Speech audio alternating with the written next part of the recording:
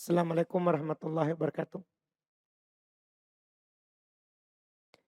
Alhamdulillahirabbil alamin wassalatu wassalamu ala Rasulillah nabiyina Muhammadin wa ala alihi wa sahbihi wa man tabi'ahum bi ihsan ila yaumiddin. Amma ba'd. Alhamdulillah kita bersyukur kepada Allah Subhanahu wa taala, kembali di malam hari ini kita melanjutkan kajian fikih dengan membaca fikih praktis dalam madhab Al-Imam Syafi'i yang dikumpulkan oleh Al-Imam Abu Syuja' rahimahullahu ta'ala. Kita alhamdulillah pada malam hari ini masuk di kitab terakhir dari kitab ibadah. Kitab Al-Hajj. Pembahasan tentang haji. Dimaklumi haji itu wajib bagi yang terpenuhi syarat akan wajibnya haji atasnya. Berdasarkan dalil dari Al-Quran, hadits Nabi SAW dan sepakat kaum muslimin akan wajibnya haji bagi nanti yang terpenuhi syaratnya. Adapun dalil dari Al-Quran, ayat yang terkenal sekali, sering dibaca dalam masalah haji. Firman Allah Subhanahu wa taala, walillahi 'alan nasi hijjul baiti man istata'a ilaihi sabila.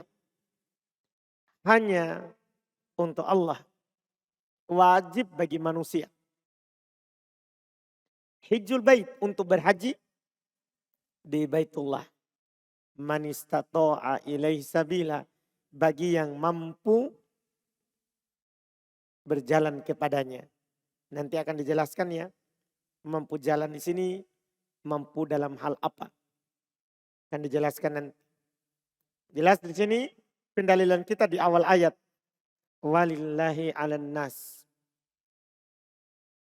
Hanya untuk Allah wajib bagi manusia hijjul bait, untuk berhaji ke Baitullah. Adapun dalam hadis, di antaranya hadis dalam riwayat Imam Al-Bukhari rahimahullah, demikian pula Imam Muslim, dari Abdullah bin Umar radhiyallahu taala anhu, Nabi SAW bersabda, bunyal Islam ala khamsin. Islam dibangun di atas 5 perkara. Di antara yang disebutkan oleh Nabi adalah haji.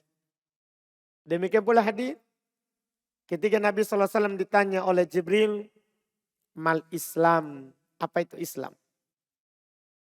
Maka belum menjelaskan rukun Islam kepada Jibril, di antaranya adalah haji ke Baitullah. Dan tidak ada silang pendapat di tengah umat Islam akan wajibnya berhaji bagi yang memenuhi syarat wajib haji yang akan disebutkan oleh penulis sebentar. Kata beliau rahimallahu ta'ala, wa syaraitu wujubil haji sab'atun. Syarat wajibnya haji itu ada 7. Seorang itu akan dikatakan kepadanya wajib kamu berhaji kalau terpenuhi ini syarat. Pertama al-Islam, tentunya dia seorang muslim. Karena tidak sah haji dari orang kafir. Bahkan memang orang kafir tidak boleh masuk lagi ke Baitullahil Haram. Orang musyrikin tidak boleh lagi masuk ke Baitullah. Iya. Ini yang pertama. Yang kedua, wal bulugh, telah berusia balik. Maka anak kecil yang belum balik tidak wajib baginya haji. Tapi kalau dia berhaji, sah hajinya, pahalanya untuk orang tuanya. Cuman belum wajib haji anak kecil. Ini syarat kedua. Syarat ketiga, wal aklu kata beliau, dia berakal. Tidak sah hajinya orang gila. Tidak sah hajinya orang gila. Berikutnya, tapi ini syarat tidak ada di kita sekarang ini karena tidak ada budak. Syarat berikutnya wal hurriyah. Dia seorang yang merdeka, bukan budak. Cuman sekarang orang semuanya merdeka. Alhamdulillah. Tidak ada budak di masa kita sekarang ini. Jadi dia adalah seorang yang merdeka. Yang berikutnya, wa wujudu ar-rahilati wazat. Adanya kendaraan dan bekal. Adanya kendaraan di sini, kata para ulama kita, apakah dia punya sendiri atau disewa? Seperti rata-rata sekarang ini, kita naik kendaraan sewa. Berarti adanya biaya. Adanya biaya. Wazat dan bekal. Adanya biaya dan azat bekal. Apakah bekal yang kita bawa atau bekal juga yang kita tinggalkan kepada keluarga kita yang kita tinggal. Ini yang belum sebutkan sebagai syarat wajib haji. Yang kelima. Yang keenam, wa taqliyatut thoriq. Aman di perjalanan. Aman di perjalanan. Aman terhadap dirinya, kata para ulama, aman terhadap hartanya, dan aman terhadap kehormatannya. Tidak banyak perampok. Iya, ketika banyak perampok, tidak wajib haji. Tidak wajib haji. Atau demikian pula ketika banyak pembunuh di tengah jalan. Iya, dari orang-orang kafir yang menanti orang yang keluar haji untuk mereka bunuh. Nah, ini tidak wajib baginya haji. Harus aman di jalan. Aman di jalan. Ini syarat ke-6. Syarat yang ke-7. Imkanul masir. Ini syarat terakhir yang boleh sebutkan. Iya. Dia mungkin untuk berjalan ke sana. Bekalnya cukup sampai ke sana. Terus kendaraannya, kalau dia bawa kendaraan, memang bisa sampai ke sana. Kemudian juga disebutkan adalah mampu untuk menempuh perjalanan ke situ. Bisa dia ke sana. Bisa dia ke sana. Ini tentunya harus ada bagi orang yang wajib padanya haji. Ini 7 ini. Kita gugurkan 1 tadi karena tidak ada lagi budak. Berarti sisa 6.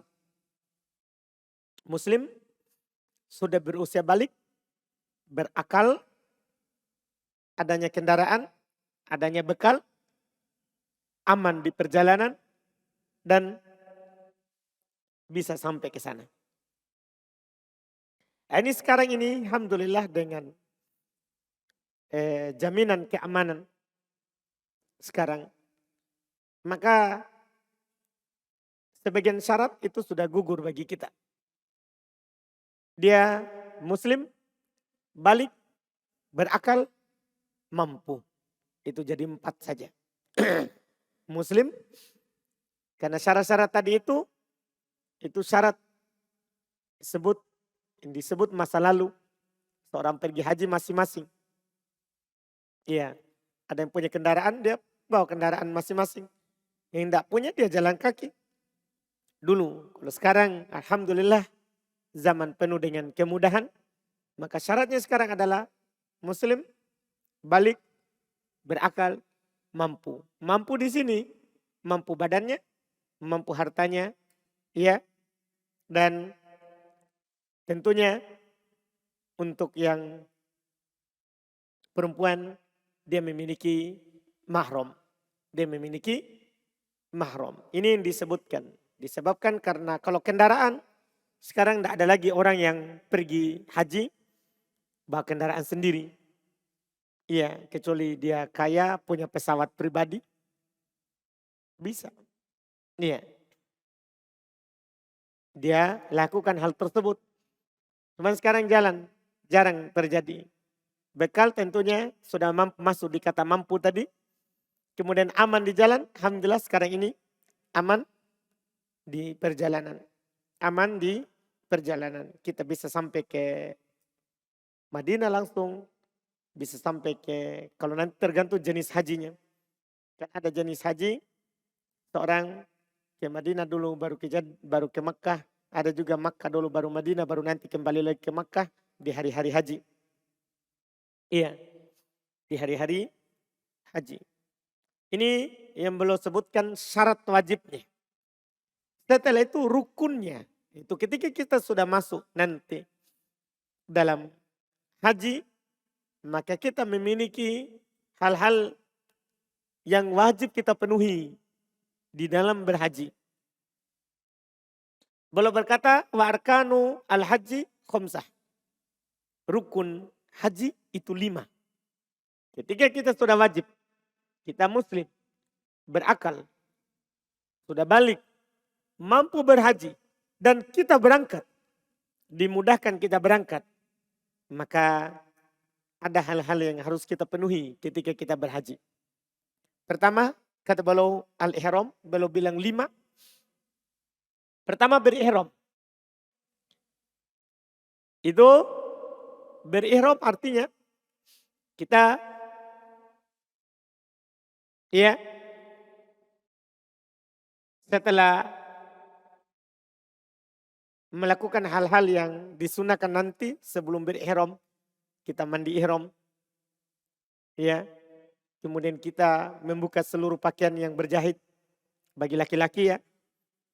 Ya, bagi perempuan cukup dia membuka penutup wajahnya, cadarnya. Tidak harus dia buka seluruh pakaiannya. Dia hanya membuka wajahnya saja. Dia mulai masuk dalam ihram. Itu yang pertama. Yang kedua niyah. Ini bersambungan ya, bergandengan. Karena ketika dia berniat untuk berhaji, maka tentunya disitulah dia mulai berihram. Setelah dia ganti pakaiannya tadi, maka dia berniat. Di situ terhitung awal ihramnya. Oleh karena itu kata para ulama, ini niat bukan rukun, tapi syarat. Karena dia harus berniat dulu, baru masuk berihram. Ihram ini bagaikan takbiratul ihram di sholat. Ketika dia sudah berniat untuk masuk dalam ibadah haji, maka dia tidak boleh lagi melakukan hal-hal yang tidak boleh dilakukan dalam haji, dalam berihram. Yang kita nanti akan dikasih tahu oleh penulis rahimahullah. Berihram dan berniat. Tentunya niatnya tergantung jenis haji yang kita mau masuki. Kan haji itu ada 3 jenis. Ada haji ifrad, orang sering bilang haji furoda. Ada haji tamattu, ada haji kiron. Ada haji kiron. Kita perlu mengetahui kita masuk haji ini haji apa. Karena dalam niat kan tergantung jenis hajinya. Yang kita mau masuki. Apa itu haji ifrad. Haji ifrad itu namanya juga ifrad. Seorang masuk berihram hanya berniat untuk haji saja. Ini biasanya dilakukan oleh orang-orang yang masuk di Mekah itu tanggal 7. Dia masuk tanggal 7 atau pas masuk tanggal 8. Tanggal 7 baru dia sampai di Jeddah. Setelah itu dia ke Mekah tanggal 8. Tanggal 8 dari Mekah langsung ke Mina. Jadi dia berihram khusus untuk haji saja. Berarti nanti dia niatnya labbaika hajjan. Saya berniat menjawab panggilanmu untuk berhaji. Jadi niat haji saja. Hari ke-8 masuk pergi ke Mina. Sudah tadinya berihram ke Mina. Setelah itu nanti hari ke Mina hari ke-8. Kemudian hari ke-9 ke Arafah. Wukuf. Setelah itu dia sholat duhur asar jamak di Arafah. Kemudian wukuf. Terbenam matahari. Dia keluar dari Arafah. Ke Muzdalifah. Muzdalifah dia sholat maghrib isya. Setelah itu bermalam kalau memang bisa bermalam. Tapi sekarang kan semua sudah diatur. Karena banyaknya orang. Kadang kita tidak bisa bermalam di Muzdalifah. Kita langsung bertolak ke Mina. Tunggu di subuh hari. Kan ini perjalanan kita tidak rasa. Dari Arafah ke Muzdalifah. Dari Muzdalifah ke Mina. Ke Mina kita tunggu subuh hari. Atau sebelum subuh kadang orang juga sudah dianjurkan. Untuk lempar jumroh. Aqobah. Jumroh pertama di hari tanggal 10. Karena tanggal 9 di Arafah maghrib. Ke Muzdalifah tanggal 10 subuh kita lempar jumroh Aqobah. Jumroh yang paling dekat dengan Masjidil Haram. Setelah lempar jumroh, ya pergi tawaf. Ka'bah, sa'i. Nanti kita akan jelaskan nanti berikutnya. Ini haji furoda, haji ifrad. Berniat untuk haji saja.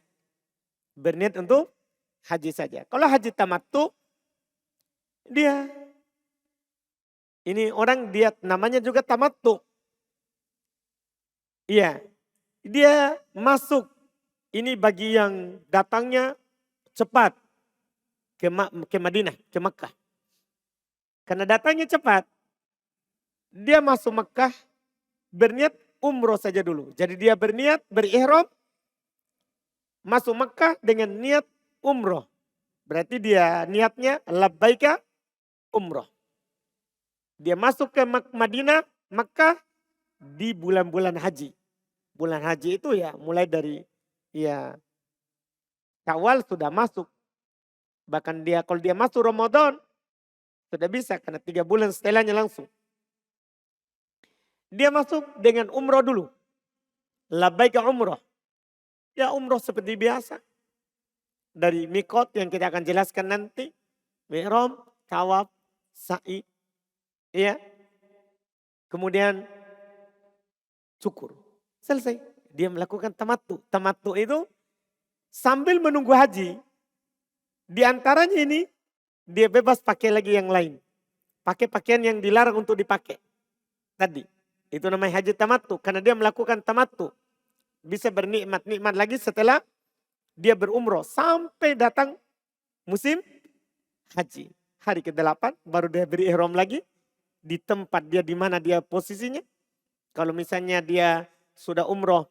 Kadang kan sekarang orang ke sana dulu. Kalau hajinya tamattu. Duluan cepat berangkatnya. Dia berumroh dulu baru dia dibawa ke Madinah.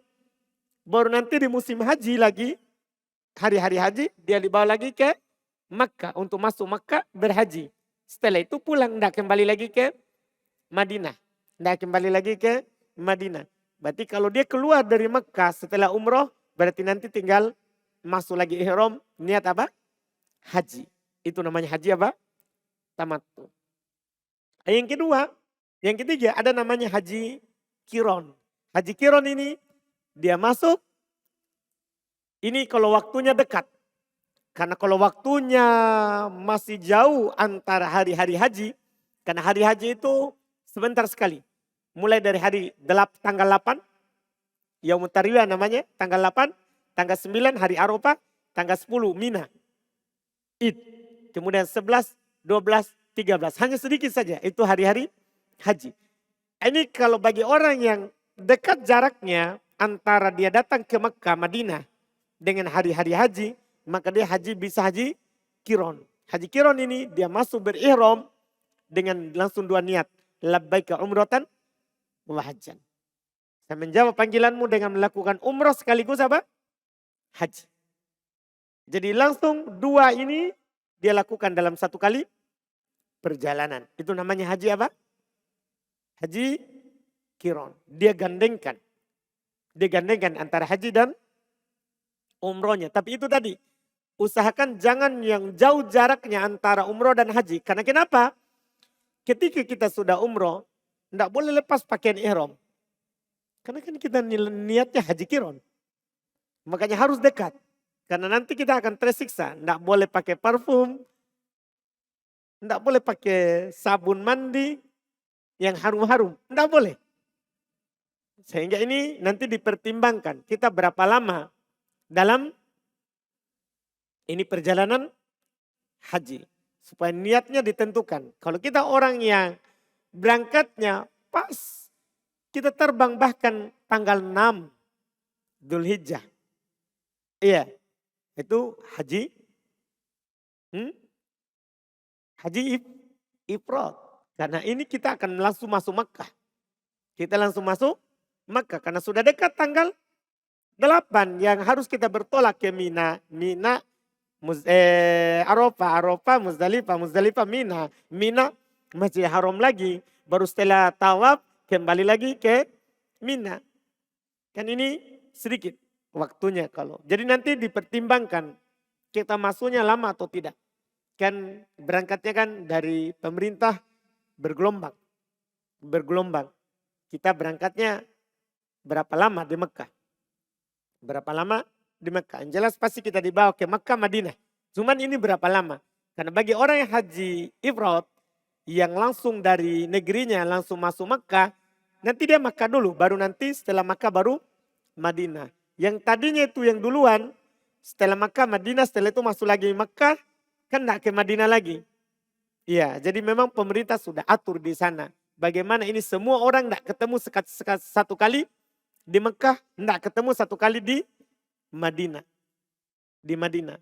Iya, ini diatur kecuali di memang hari 8, 9, ya 10, 11, 12 ini enggak bisa dihindari.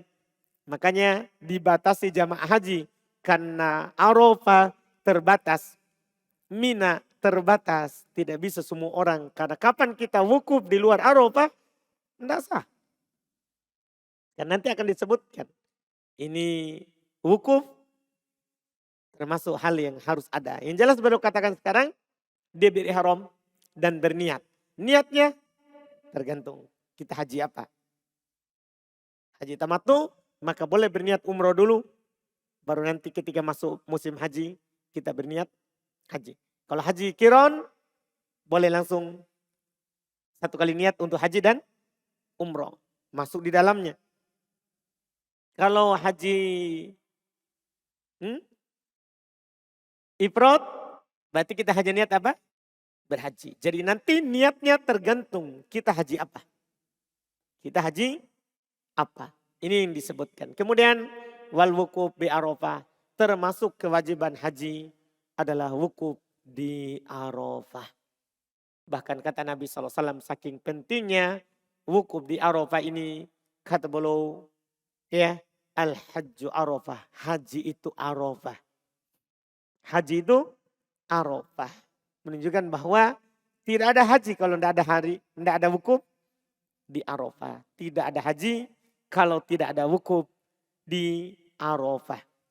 Ini kewajiban haji. Kemudian berikutnya kata Nabi SAW, kata penulis rahimahullah, wat tawaf bil bait. Tentunya tawaf mengelilingi Ka'bah. Tawaf dengan 7 kali putaran. Start awal adalah sejajar dengan Hajar Aswad. Sejajar dengan Hajar Aswad. Kalau tidak bisa melihat Hajar Aswad, apalagi musim haji, tidak sama dengan musim umroh, yang orangnya terbagi, bebas kita kapan saja waktunya. Kalau haji, orang semuanya bukan dari negeri kita saja, tapi dunia yang ke sana. Maka kalau kita sulit untuk melihat Hajar Aswad, maka pemerintah sudah letakkan lampu hijau. Kita tinggal lihat ke belakang. Kapan sejajar dengan lampu hijau, berarti kita sejajar dengan Hajar Aswad. Tapi harus diingat, jangan menghadap lampu hijau, kita bertakbir. Bismillah Allahu Akbar. Nah, kita menghadap ke mana? Ke Hajar Aswad, ke Ka'bah.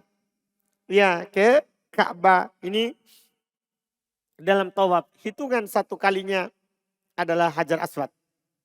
Ketika kita sudah sampai ke Hajar Aswad, maka sekali. Putar lagi sampai lagi 2. Putar lagi sampai lagi 3. Sampai ke 7. Sampai ke 7.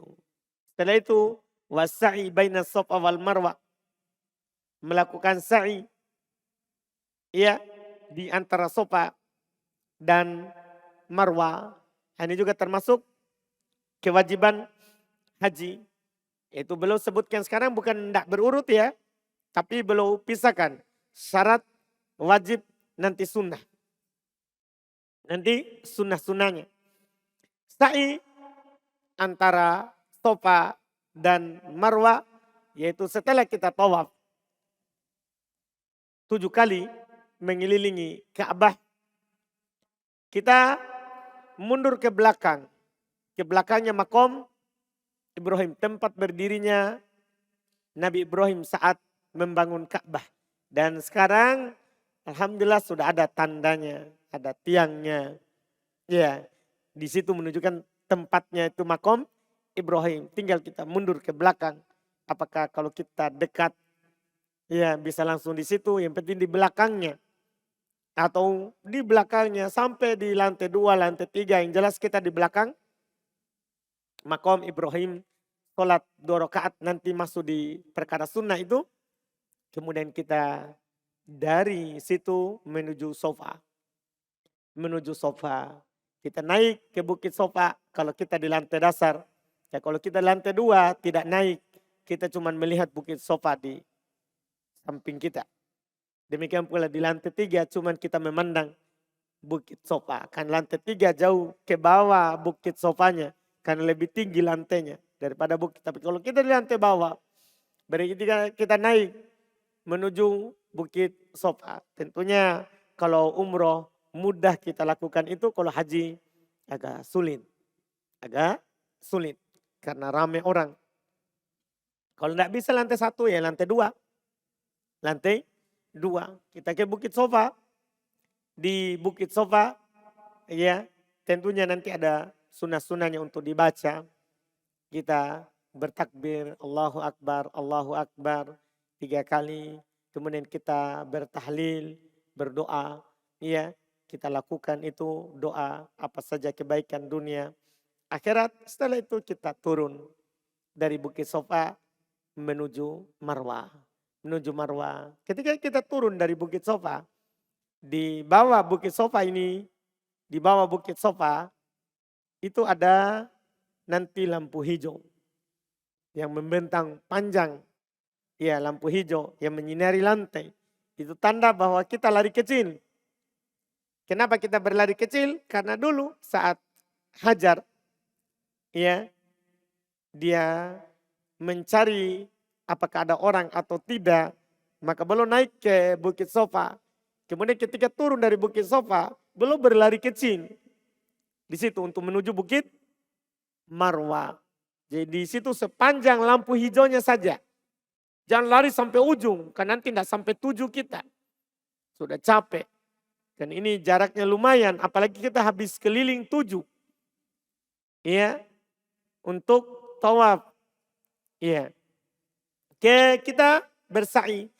Sa'i beda dengan tawaf. Kalau tawaf melingkar, kalau sa'i tidak, membentang. Terus dia hitungannya enggak keliling. Satu kali dari Sofa ke Marwah itu dihitung satu. Kemudian dari Marwah ke Sofa itu sudah dua. Kemudian dari Sofa ke Marwah itu tiga. Sampai nanti ujungnya ke tujuh adalah di Marwah. Di Marwah. Nah, ini bersa'i. Antara Sofa dan Marwah adalah merupakan kewajiban dalam berhaji. Kewajiban dalam berhaji. Ini yang belum sebutkan, bahkan belum masukkan dalam rukun. Ini kewajiban dalam artian rukun. Rukun itu kalau tidak ada itu ibadah. Itu rukun. Kalau tidak ada maka tidak ada ibadah. Jadi belum sebutkan di sini 5. Berihram, niat, wukuf di Arafah. Itu ketiga, tawaf. Keempat, sa'i. Kelima. Sa'i kelima, itu rukunnya. Setelah itu belum katakan wajibatul hajj, kewajibannya. Wajib itu berdosa kalau ditinggalkan. Cuman tetap sah hajinya. Itu namanya wajib. Kewajibannya kata beliau, ghairul arkan yang bukan rukun, itu di bawahnya rukun derajatnya. Salah satu 3. Apa itu? Pertama, al-ihram minal miqat tadi. Berihramnya sendiri itu rukun. Tapi di miqat itu wajib. Berihram di miqat hukumnya apa? Wajib. Iya. Kayak sekarang ini jemaah haji kadang karena mereka tidak mau ya sebagian pembimbing supaya misalnya kalau jemaah haji yang langsung ke Madinah kan enak.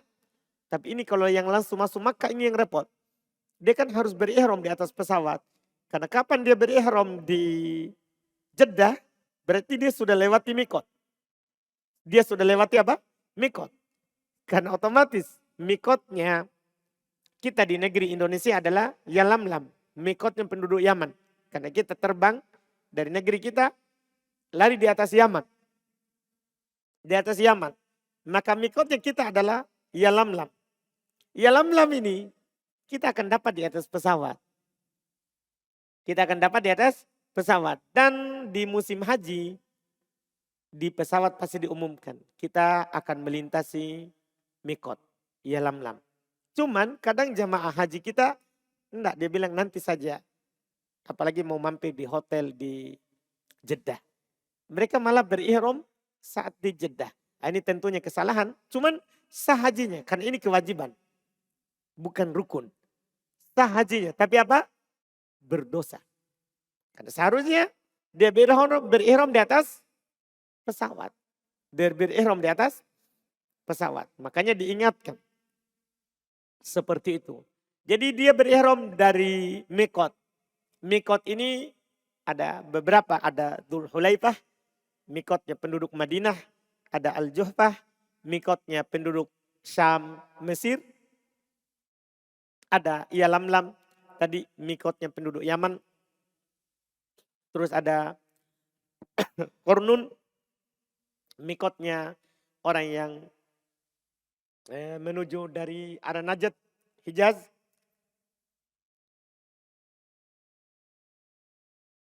Ini yang searah dengannya di situ. Siapa yang masuk melewati negeri ini, di situ mikotnya. Misalnya orang datang dari arah Madinah, ya sudah, Dzul Hulaifah. Yang datang dari penduduk arah Yaman, Yalamlam. Yang datang dari arah Syam, Mesir, Palestina, Mesir, Maroko, itu Al-Juhfah. Al-Juhfah. Pokoknya Nabi SAW sudah letakkan mikot dari penjuru. Dari penjuru, dia penduduk dari berbagai macam negeri. Iya. Kemudian Ada mikotnya yang diletakkan oleh Umar ibn Khattab, Dhatu Irq. Ini yang datang dari Irak, Khorasan, dan yang lainnya. Kenapa? Karena sebenarnya mereka bisa mikotnya di arah yang ditetapkan oleh Nabi tadi, hanya saja lebih jauh, lebih memutar. Lebih memutar. Sehingga Umar menetapkan, kalau kalian dari arah sini, kalau tidak memutar ke situ, mikotnya di sini. Itu ijtihadnya Umar, karena menurut beliau itu sejajarnya. Itu sejajarnya. Tapi tidak ada dalil, sebagian orang ini keanehan kadang pembimbing bilang ketika kita katakan tidak boleh seorang mulai berihram di Jeddah karena kita sudah lewat mikot. Dulu kan tidak ada juga mikot Dhatu Irq. Terus Umar tetapkan. Berarti kan boleh kita tetapkan. Siapa kita, siapa Umar? Kalau Umar kan dia tetapkan, apa yang beliau tetapkan adalah memang sunnah. Nabi suruh ikuti. Kalau kita pembimbing, kan bukan sunnah kita. Itu masalah. Dia samakan dirinya dengan Umar. Jadi pembimbing jadi Umar. Pembimbing jadi Umar. Ini kadang masalah.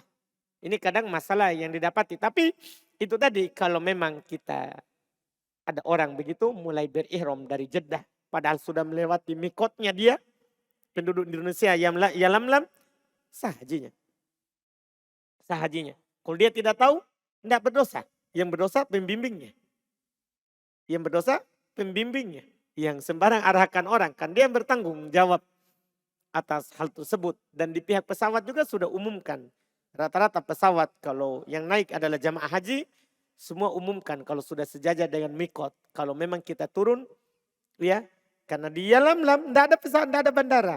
Otomatis kita akan melewati Yalamlam. Ya, pesawat biasanya dia umumkan. Kita sekarang akan mendekati mikot. Akan mendekati mikot. Iya, ini yang nanti harus disebutkan. Orang berihram dari mikot. Setelah itu wa ramyu al-jimar as-salasan. Melempar jumroh. Yang 3 itu jumroh. Ya. Yang Uqbah, jumroh wusta, jumroh sugro. 3. 3 jumroh. Ya. 3 jumroh ini dilempar 3-3-nya itu di hari ke-11. Kalau hari ke-10 itu yang dilempar hanya yang kubro dulu. Baru kita pergi tawaf atau cukur atau menyembelih. Bagi orang yang berhaji dengan haji tamattu kan ada sembelihannya. Ada sembelihannya, ada kurbannya di sana. Ada kurbannya di sana. Jelas nanti jadi dia melempar jumroh. Melempar jumroh. Melempar jumroh ini karena 3, 1 jumroh itu 7.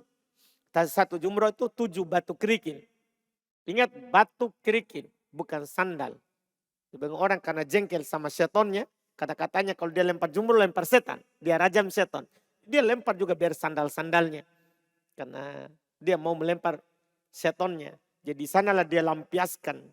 Tapi pulang katanya berteman lagi sama setan. Itu masalah. Itu masalah. Yang dilempar ini bukan masalah merajam seton. Tapi ini ibadah. Kita melempar 3 jumroh itu 1 dengan 7 batu. Kerikil. 7 batu kerikil.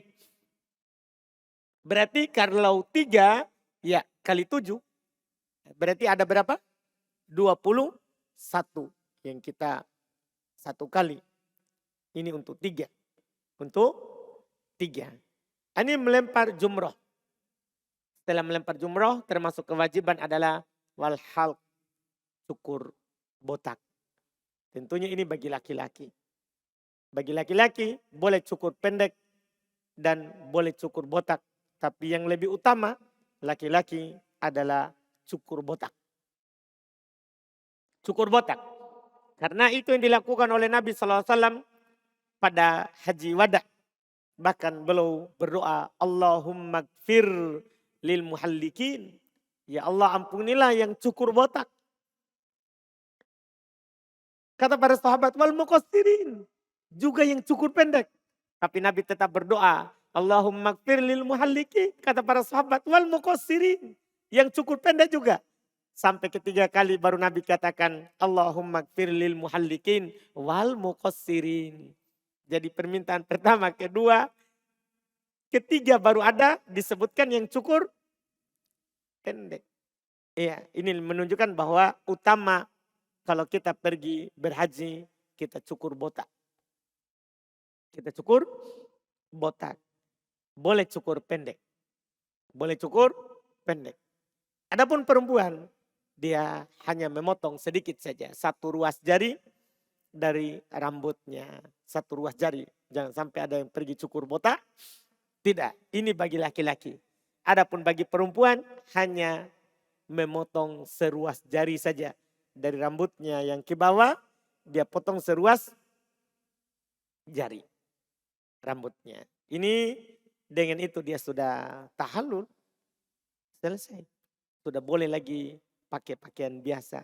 Cuman kalau belum selesai semua lempar jumroh, belum boleh dia mendatangi istri. Belum boleh dia mendatangi istrinya nanti. Ada nanti pelanggaran-pelanggaran yang tidak boleh dilakukan ketika kita dalam haji.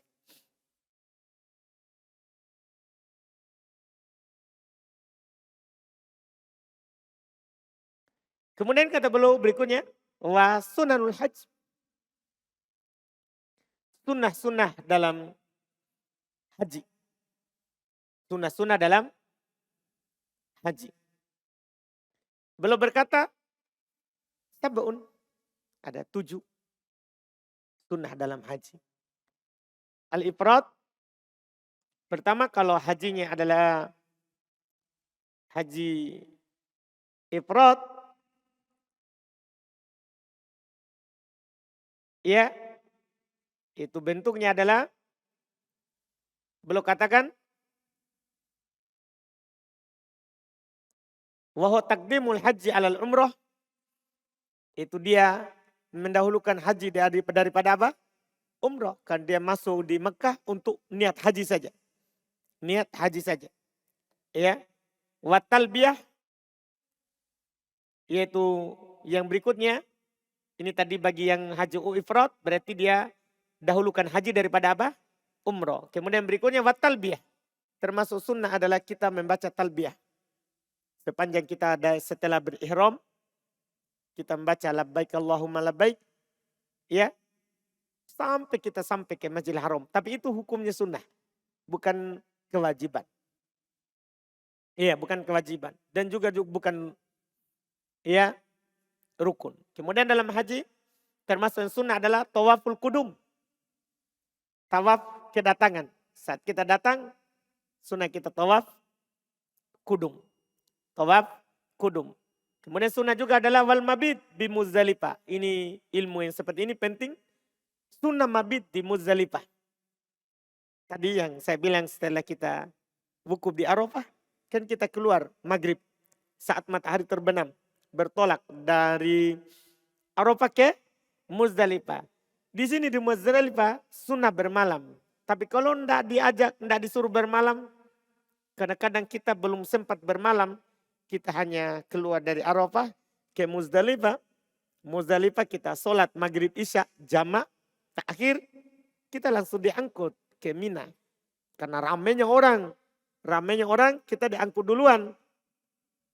Dari ini, ya tidak ada masalah, tidak perlu bersedih, hajinya tetap sah. Karena bermalam di Muzdalifah hukumnya adalah apa? Sunnah, bukan kewajiban. Makanya pemerintah yang melihat bahwa ini susah. Kalau disuruh semua bermalam di Mina, wah ini masalah. Makanya enggak bermalam kadang. Ya, sebagian orang sudah diangkut. Sudah jam 10, sudah diangkut untuk menuju Mina. Dari Muzdalifah. Jadi ini hukumnya sunnah. Demikian pula warakata at-tawaf. Termasuk sunnah adalah 2 rakaat tawaf. Itu termasuk yang sunnah adalah 2 rakaat tawaf. Tahu 2 rakaat tawaf? Itu tadi yang saya sebutkan, setelah kita tawaf 7 kali, Kita mundur ke belakang, kalau kita di depan, mundur ke belakang. Sholat di belakang makom Ibrahim. Itu disebut dengan 2 rakaat apa? Tawaf. Rakaat pertama baca Al-Fatihah dan Al-Kafirun. Rakaat kedua baca Al-Fatihah dan Al-Ikhlas. Terus wal mabit bimina. Sunnah untuk bermalam di Mina. Kan gini kan, kita dari Arafah ke Muzdalifah, Muzdalifah ke Mina.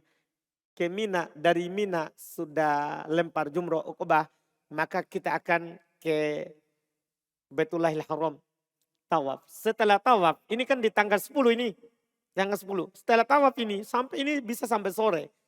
Kita kembali ke Mina bermalam. Besoknya lempar jumroh. Besoknya lempar apa? Jumroh. Lempar jumroh ini kita sudah pakaian biasa. Kenapa? Karena tadi setelah lempar jumroh pertama, kalau kita adalah haji tamattu, kita berkurban, cukur, itu sudah bisa.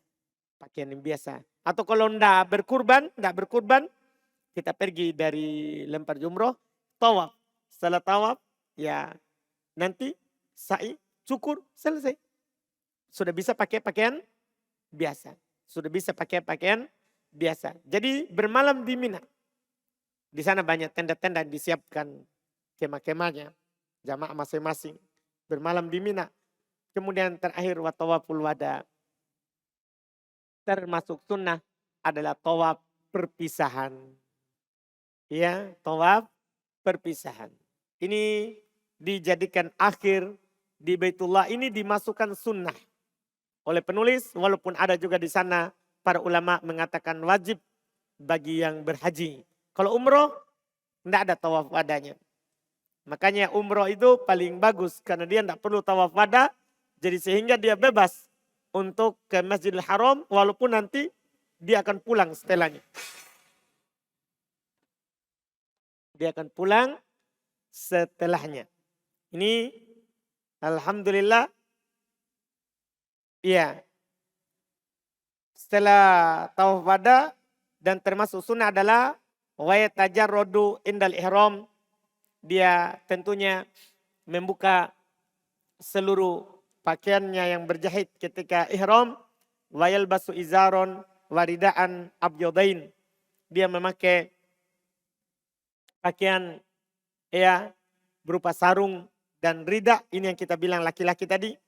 Dia hanya bersarung dan memakai selendang saja.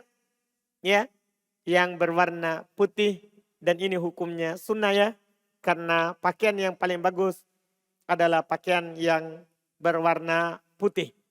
Kata Nabi Shallallahu Alaihi Wasallam, ilbasu min siyabikum al-bayad, fa innaha khairu siyabikum.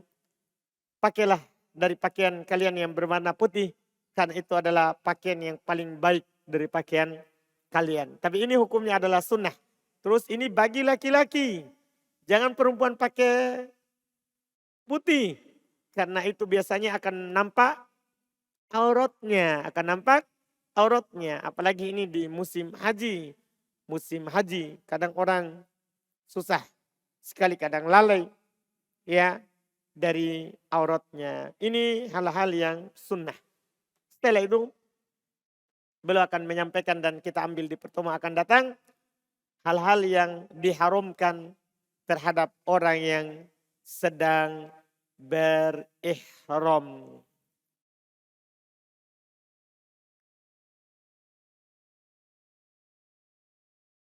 Mungkin sekali pertemuan lagi insya Allah tentang haji. Karena haji ini pendek pembahasannya. Nabi melakukannya 1 kali perjalanan saja.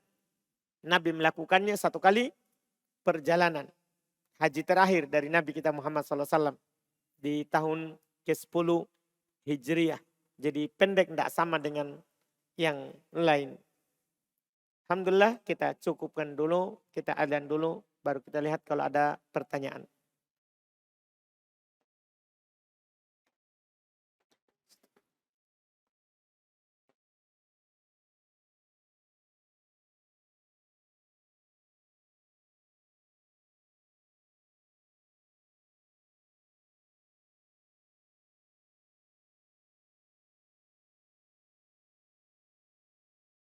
Di sini ada pertanyaan pertama.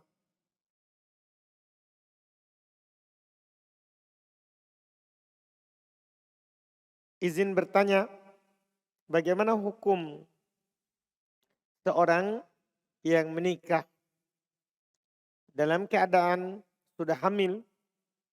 Ada pendapat mengatakan tidak sah. Lalu bagaimana nasab anak keduanya? Apakah ia juga anak haram?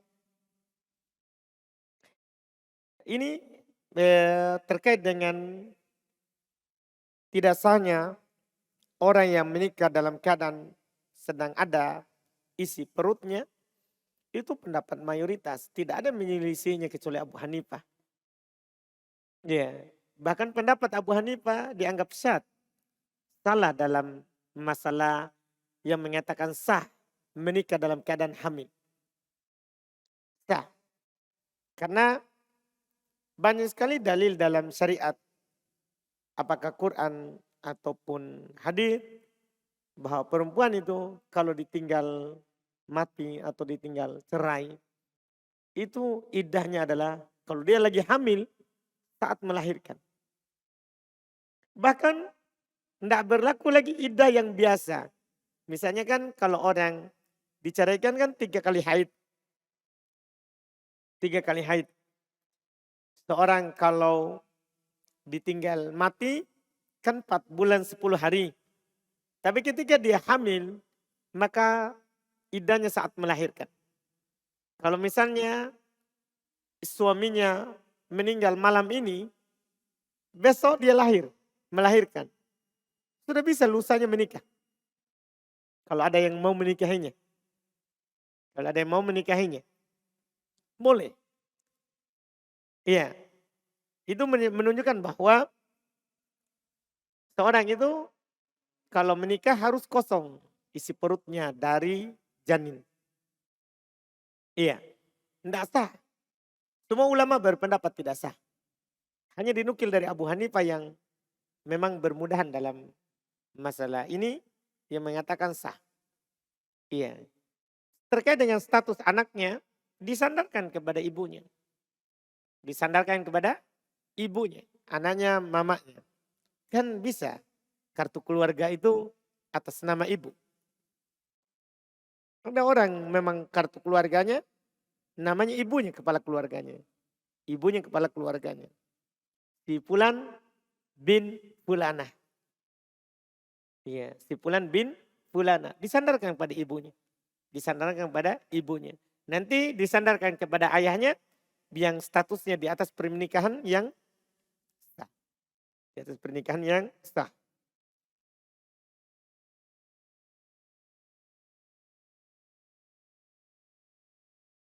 Ustadz, apa hubungannya sedekah dengan wanita yang masuk neraka?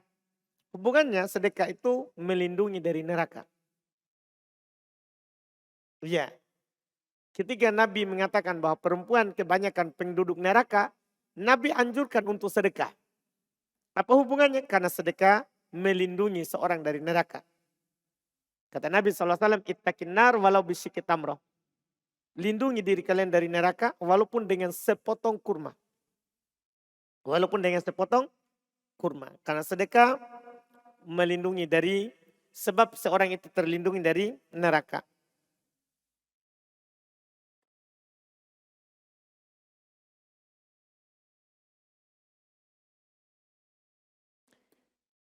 Apa sajakah hal-hal yang perlu diperhatikan saat bertaaruf dan nador?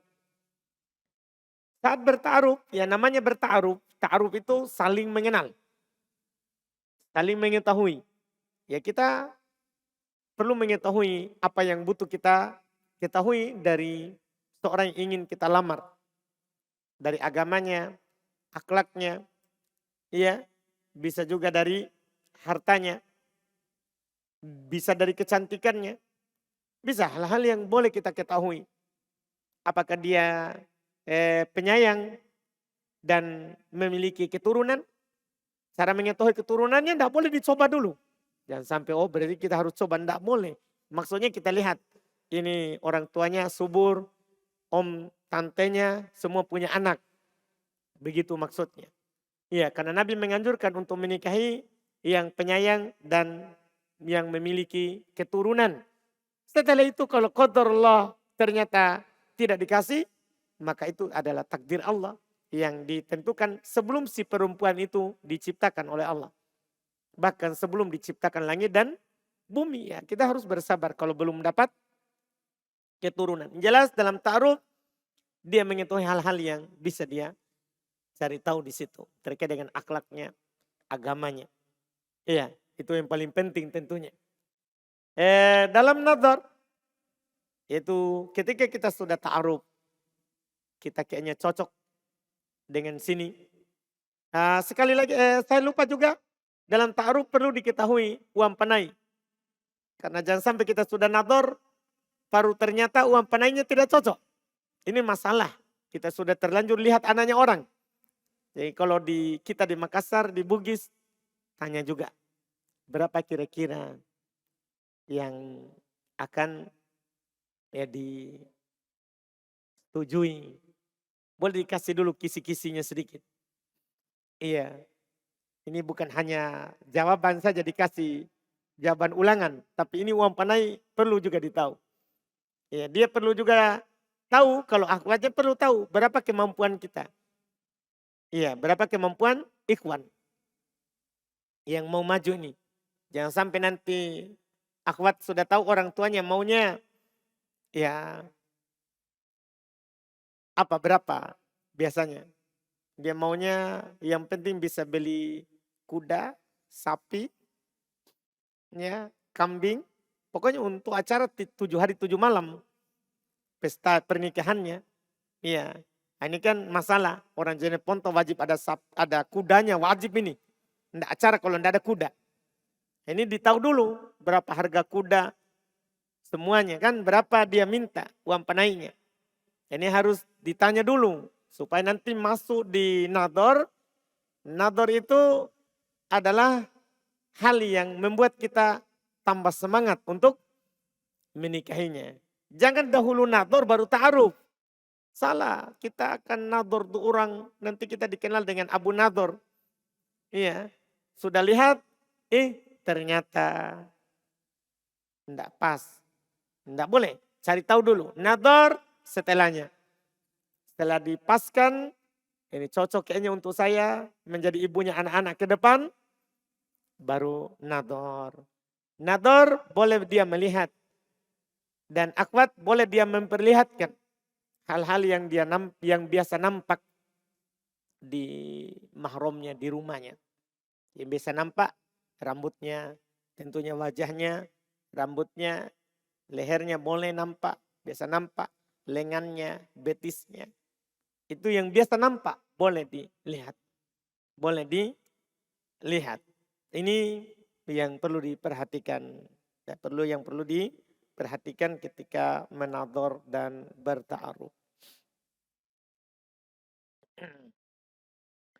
Ustadz, lagi viral video jamaah Indonesia di Masjidil Haram sedang tawaf sambil bersolawat dengan suara dikeraskan bahkan sambil teriak dan dipimpin oleh satu orang. Bolehkah hal tersebut?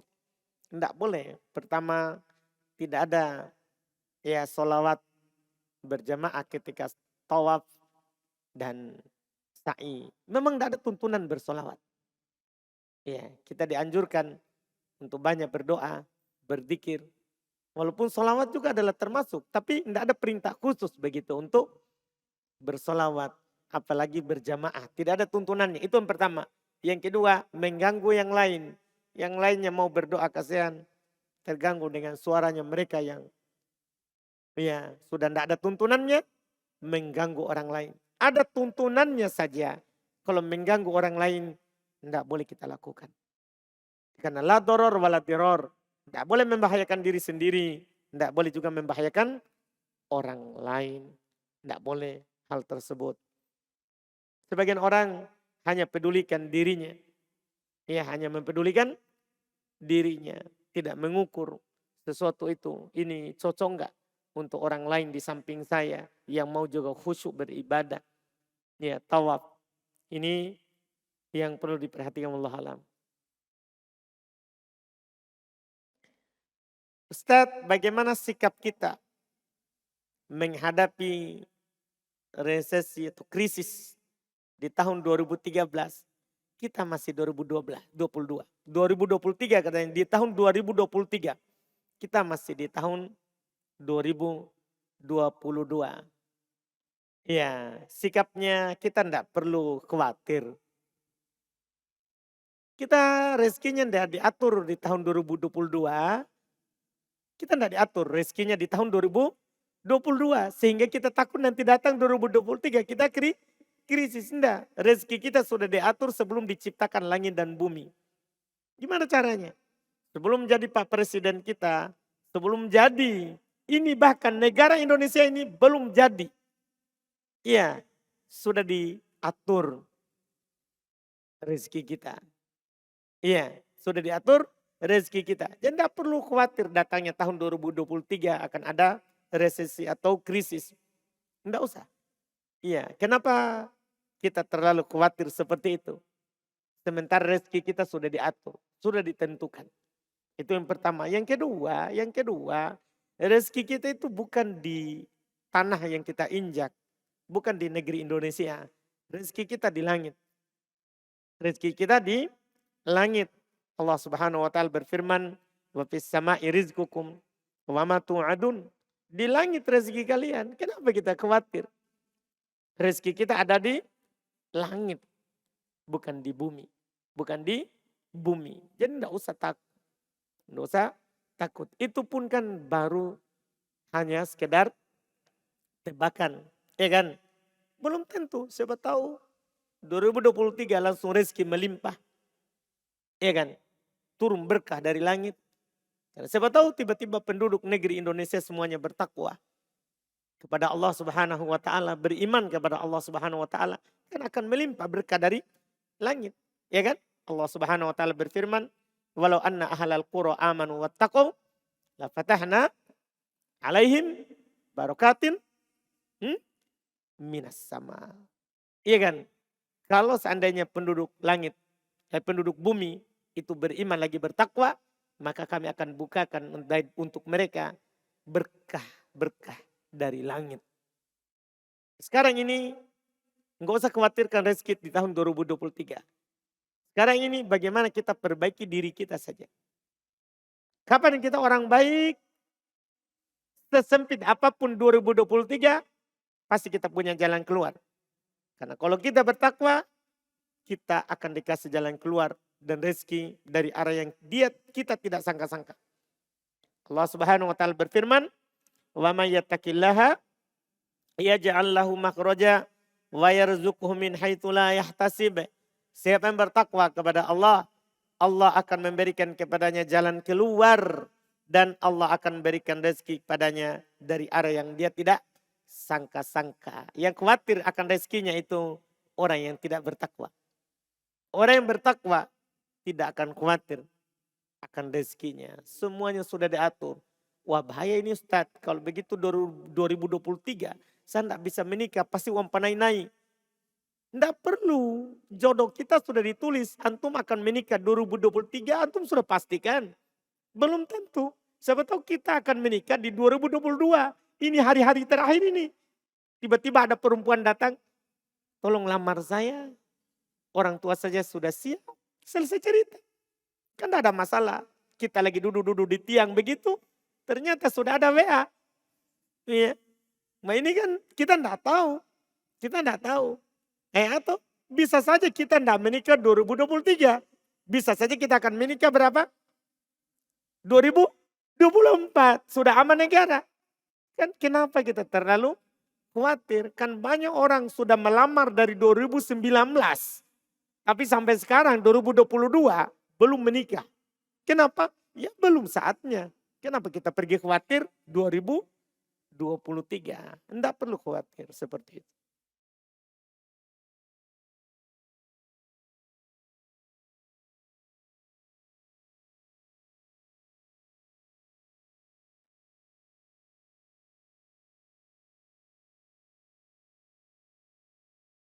bolehkah ruko disewakan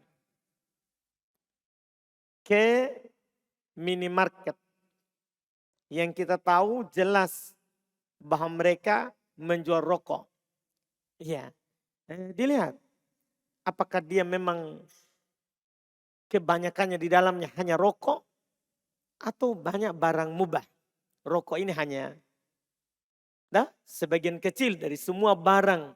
Lebih banyak Indominya daripada, kan begitu. Ya kan dilihat hal tersebut. Sistem kebanyakan.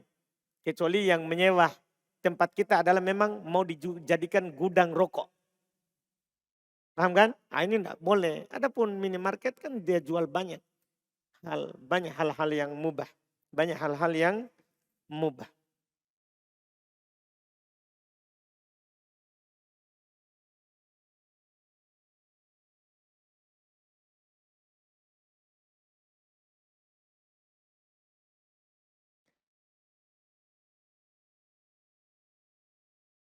Ustadz katanya di kampung anak setiap mau masuk bulan Ramadan, orang-orang di kampung sering mengadakan syukuran dalam menyambut bulan Ramadan. Bagaimana hukumnya Ustadz? Syukuran ini kalau dia dengan berpuasa di bulan Sya'ban untuk menyambut bulan Ramadan, dia bersyukur begitu. Iya, tidak ada masalah. Adapun kalau perayaan, maka kita tidak ada lagi perayaan kecuali perayaan Idul Adha dan Idul Fitr. Ketika Nabi kita datang ke Madinah, ada dua perayaan yang dirayakan oleh orang-orang penduduk Madinah. Maka ketika Nabi datang, beliau berkata kepada mereka, Innallaha qad abdalakum ya bi khairin minhuma. Sungguhnya Allah telah menggantikan kepada kalian perayaan yang lebih baik daripada keduanya, yaitu Idul Adha dan Idul Fitri. Itu perayaannya kaum muslimin. Itu perayaan kaum muslimin.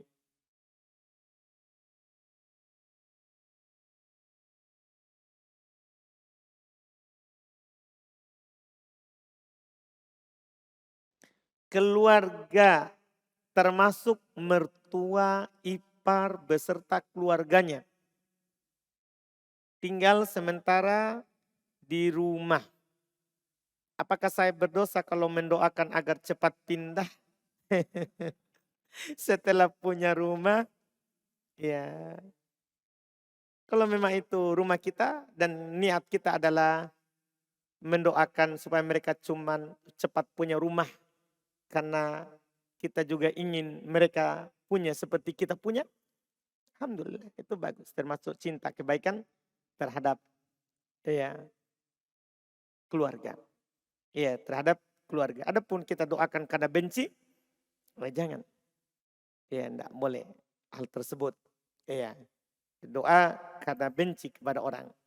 Boleh bisa saja kita membencinya, tapi ternyata itu baik untuk kita. Iya.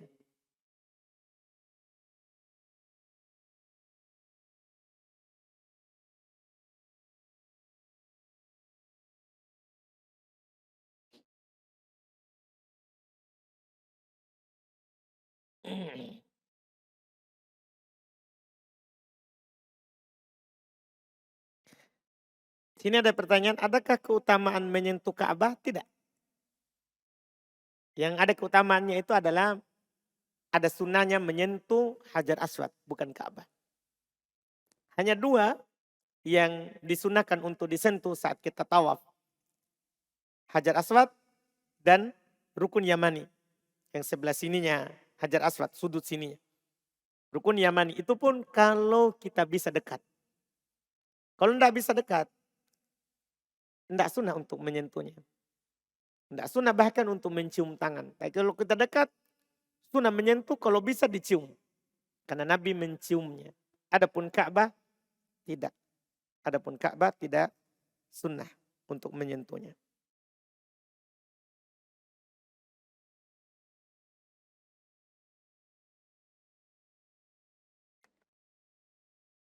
Ini kita jadikan kapan ini pertanyaan terakhir.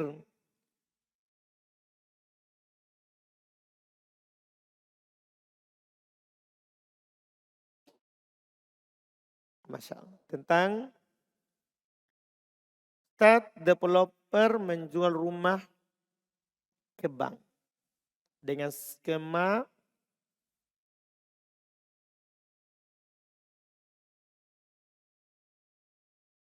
istisna inden. Tapi bank akan membeli jika developer sudah punya pembeli. Developer jual ke bank, lalu bank jual ke pembeli. Dengan akad tanpa bunga, denda keterlambatan, tanpa bunga, tanpa denda keterlambatan, penalti, dan sita. Masih ada yang belum kita sebutkan. Karena akadnya itu bukan hanya tanpa bunga.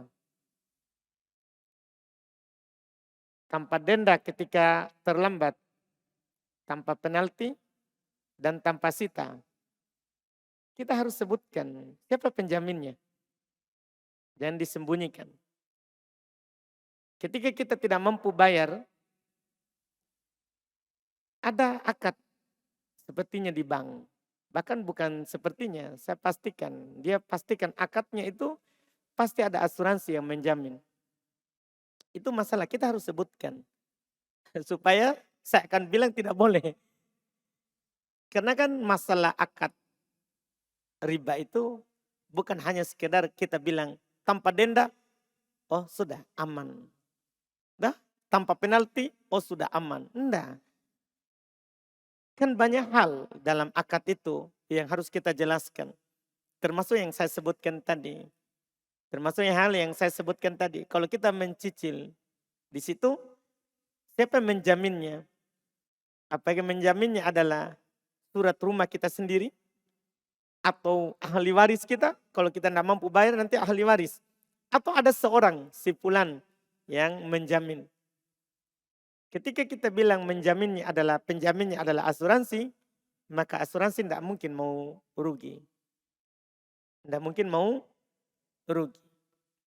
Kan seperti itu. Harus kita sebutkan semuanya. Supaya nanti ketika kita bilang, bolehkah seperti ini Ustadz? Kalau yang kita sebutkan, saya akan bilang boleh. Tapi masalahnya, ada hal yang kita tidak sebutkan. Ada hal yang tidak kita sebutkan. Pasti ada penjamin. Penjamin di sini pasti mereka akan kerjasama dengan asuransi. Ketika berhubungan dengan itu, maka itu sudah menunjukkan nanti tidak boleh. Tidak boleh.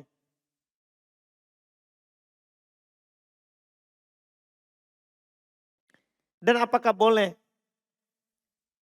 subjek akad atau rumah diwakilkan dalam kurung pembiayaan? Karena ada yang berpendapat harusnya bank yang jadi pengelola langsung, bukan lagi developer. Karena di sini bank hanya jadi pembiaya bagi pembeli. Memang betul. Kan ini kan developer sudah punya pembeli. Ya kan? Berarti kan developer yang jual. Developer yang jual. Setelah itu kita pergi ke pembiayaan. Sama aja ceritanya. Sama ceritanya. Iya. Seorang boleh menjual barangnya. Kalau pembelinya dia dapat. Terus barangnya dia sudah punya. Ini dia belum punya. Dia belum punya. Dan punyanya itu syaratnya harus pindah suratnya. Paling tidak ketika barangnya tidak bisa dipindah. Kan syaratnya kalau barangnya bisa dipindah harus pindah dari gudang keluar. Paling sedikit. Dari gudangnya keluar ke jalan. Itu kalau bisa dipindah. Tapi kalau tidak bisa dipindah, pindah suratnya. Kata para ulama at-takliyah. So dikosongkan rumahnya, pindah suratnya. Artinya suratnya harus atas nama ini, pembiayaan, baru dia jual. Cuman kan orang tidak mau rugi. Kalau begitu berarti akan kena pajak 2 kali. Ya itu keharusan kalau mau syar'i. Itu keharusan. Tapi mereka kan tidak mau. Dia hanya atas nama saja. Saya beli kamu ambil. Ya sama sebenarnya dia belum punya barangnya dia sudah jual. Nah ini pelanggaran berikutnya. Kan tidak boleh menjual barang yang kita tidak punya. Tidak boleh menjual barang yang kita tidak punya. Iya, ini yang harus diketahui. Banyak hal yang kadang mungkin kita tidak ya ungkap atau memang kita tidak tahu. Tapi saya tahu masalah itu karena saya pernah bertanya. Saya pernah bertanya kepada apakah yang syariah atau konvensional. Kepada orangnya. Kepada orangnya. Jadi ketika kita ngomong begitu, ini hanya sedikit yang kita sebutkan. Hanya sedikit yang kita sebutkan. Ada hal-hal yang tidak dinampakkan. Ada hal-hal yang mungkin tidak dibesarkan supaya orang masuk. Supaya orang masuk. Setelah kita masuk, baru kita tercekik. Iya. Ini masalah kalau orang berusaha katanya jatuh bangun biasa. Tapi kalau jatuh tempo itu tidak biasa. Itu masalah. Bisa mati berdiri orang. Gitu kalau jatuh tempo. Kalau jatuh bangun usahanya biasa saja orang. Ya dari tinggi ke bawah, dari bawah lagi, tinggi lagi. Itu biasa. Tapi kalau jatuh tempo itu pusing. Bisa botak. Itu jatuh tempo itu harus dihindari. Jangan masuk di situ. Masalah. Tidak ada pihak pembiayaan yang mau rugi. Yang mau rugi. Itu dari prinsip dasarnya. Dari prinsip dasarnya. Alhamdulillah kita cukupkan. Subhanallah. Hamdik. Asyhadu an la ilaha illa anta astaghfiruka wa atubu ilaik.